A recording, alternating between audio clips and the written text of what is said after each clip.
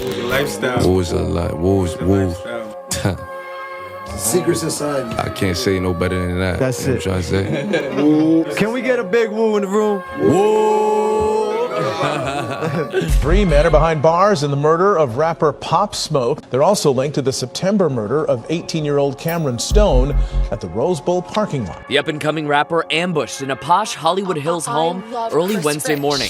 The 911 call came from someone on the East Coast who had apparently been told what happened. What they saying happened, he posted an address or this or that. In Cali, you gotta have your guns out, bro. That's where everybody get robbed at. That's where everybody get jacked at. That's where the home invasion's going on at. You know, they looking for rappers. They gonna get you, dog. They about their business out there. All right, we gotta talk about the Pop Smoke situation. There was a lot of theories floating around about what exactly happened. People thought it was some GDs from Brooklyn who traveled all the way down to LA, went to Mount Olympus, where Pop Smoke was staying at, and shot him in the escalation of the Wu versus Cho war that's going on in Brooklyn and elsewhere in New York City. Some people said it was an inside job set up by his best friend or his manager. People were running with this story that the owner of the Wraith that Pop Smoke allegedly took out of state without permission, that the owner ordered a hit on Pop Smoke as retaliation. All of this is nonsense. None of this is true. The people who killed Pop Smoke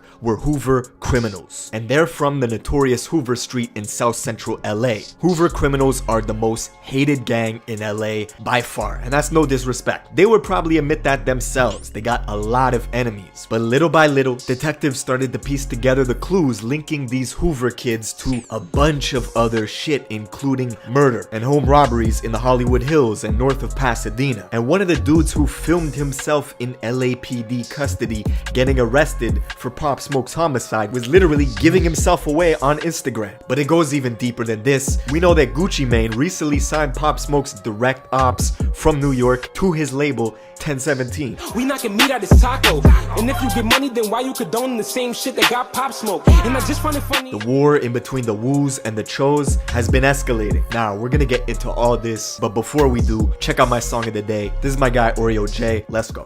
Summer, summer, summer. Blacked out like Bruce Wayne. Top off, so she calling it a toupee. Shoot shots, let me playing on 2K. Two-faced if I catch her in a mood swing. Yeah, we ride it all summer, summer, summer. Yeah, we ride it all summer, summer, summer.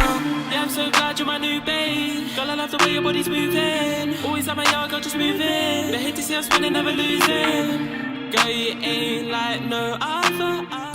Alright, in order to understand this story, we gotta go to South Central LA, to Hoover Street. This is a long street from north to south and is sandwiched in between a bunch of other hoods in South Central LA. And historically, the Hoovers began as a Crip faction in the 70s and 80s until this internal war broke out and the Hoovers started breaking away from the Crip alliance. Now, they started beefing with Crip factions like the Rolling 60s, which is where Nipsey Hussle is from, the Rolling 40s, the Rolling 30s, the 90s, the 100s, the 50s, etc. Now the Hoovers beef with both Bloods and Crips, and as a result, they become the most hated gang in LA since the late 90s, right? Everybody hates them. And in order to stand out, they gotta be super violent, they gotta be extra reckless, and they also adopted orange colors to distinguish themselves. They changed the C from Hoover Crips to Hoover Criminals, and one of, if not the only Hoover set that remained Crip is the 5 Deuce Hoover Crips that even exported outside of LA, and you'll see them in places like Dallas or Houston with Maxo Cream. Now, fast forward 6 months after Pop Smoke's death. There was no leads, no witnesses, people were not talking, and Corona was effing up the investigation. The police couldn't conduct any interviews. It jammed their whole shit up. Then, all of a sudden, a week ago, the LAPD announces they got Pop Smoke's killers. And one of them, when he got arrested, filmed himself in the squad car in the interrogation room. It got posted all through social media. People found his Instagram profile. He basically doxed himself and his co-defendants. That's what happens when you put all your info out there. People find your address. And if you check out his Instagram bio, he's got all the O's crossed out. Since Hoovers beef with all the O's, like the Rolling 60s, 40s, 30s, 90s, 100s, etc. The Hoovers cross out O's in their language. That's how you know that person is Hoover. They also put K's next to B's and C's to signify blood and Crip killer. And since the Hoovers beef with almost all Crip factions, that includes all of the East Coast Crips, and Pop Smoke is an East Coast Crip from Brooklyn. Another obvious sign is this kid is wearing orange in a lot of his photos. And what's super interesting is when 6ix9ine came from New York to LA with Shotty and the 9 Trey Bloods, they paid for Hoover protection. They had a bunch of Hoover people with them. Now, what's interesting is we're learning that these Hoover kids who killed Pop Smoke had a history of being super active. In September of 2019, they got into a fight at the Rose Bowl and shot and killed a kid in a parking lot who was just trying to break up the fight, right? His name was Cameron. This is a kid who was going to real estate school. He had a promising future. Boom, they killed him. 2 months later, those same Hoover kids were in a brutal high-speed car crash that they survived after pressing the gas to escape the LAPD, who was chasing them down on the highway for a string of home robberies in the upscale homes northwest of Pasadena. Now, on the freeway in Glendale, the cops decided to call off this chase because the Hoover kids were just going too fast. But the kids crashed their vehicle into an off-ramp, totaled their car, and when the police got to the wreck and arrested them, they found a shit ton of stolen jewelry in the trunk. It was a classic case of flocking, or a home robbery in LA. You got celebrities like Alanis Morissette, who got $2 million worth of jewelry stolen from her home. You got Nick Young, who used to play for the Lakers, who got the same thing done to him. LAPD recently took down this burglary ring, and they had been doing high-profile robberies. They also found a paper with a bunch of addresses and floor layouts on it. Some of their next targets were LeBron James, Matt Damon, Rihanna, and of course the gang. What did they use? They used social media to monitor when celebrities were away from their homes. They ransacked this LA Rams player's mansion while he was playing a game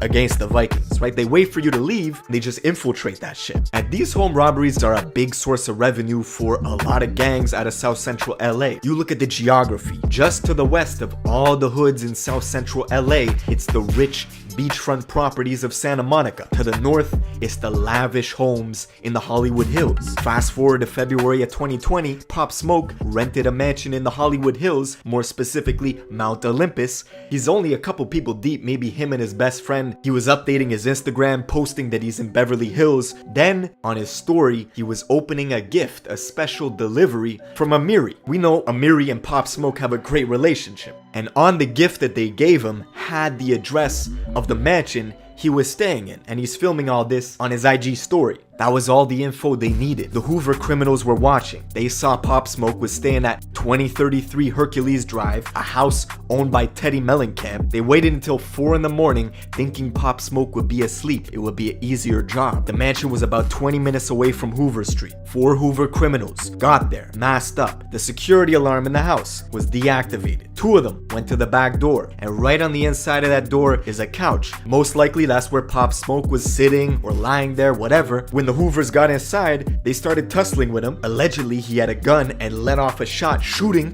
one of them, and that's when the other one let off 2 shots in his torso, and Pop Smoke bled out and died. We do know that the shooters then fled on foot, right? Somebody in New York called the police. That's how quick the news spread, and for 6 months, it looked like the case was gonna go unsolved. But the LAPD were knocking on doors, getting video footage from civilians and businesses in the area, and they tracked the suspects all the way back to Hoover Street, where they arrested 5 people, 2 of which are still under the age of 17. Now that shit was tragic. Rest in peace to Pop Smoke, but we gotta talk about Brooklyn, cause the music is heating up. We know that Bobby Shmurda and Rowdy, they're coming back home hopefully December or earlier. They're GS9, which is woo. You know that Fabio is making waves, doing proud for Pop Smoke, except just like in Chicago, you can't mention Chief Keef without talking about Lil Jojo or FBG Duck. And it's the same in Brooklyn. On one side it's the Woos, and on the other side it's the Chos. Pop Smoke's direct rival just got signed to Gucci Mane, and this is a guy by the name of Coach the Ghost. Dope